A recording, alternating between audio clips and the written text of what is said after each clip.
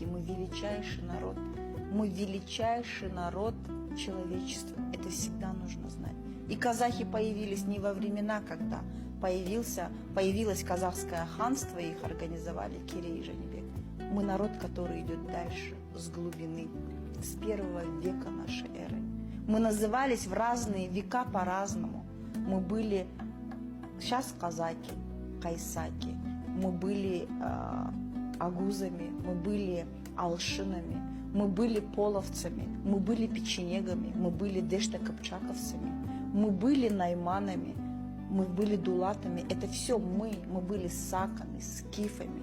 Понимаешь, это все мы. Мы самая древняя,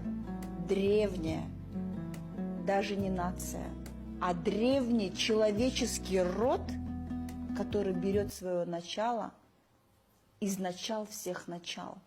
Мы столько всего перенесли, мы столько отдали, пролили слез, мы столько перенесли трудностей. И ты знаешь, вот в жизни всегда за темнотой всегда идет свет, и он к нам придет. И у нас все будет обязательно хорошо, у нашего потомства все будет прекрасно. Ты говоришь, моя родина не только вот это вот место, моя родина, вся моя степь, потому что душа моя безгранична и безмерна. Были, конечно, те племена у нас, которые кочевали, но у нас очень много было оседлых. Почему никто не говорит про древний город Испиджав?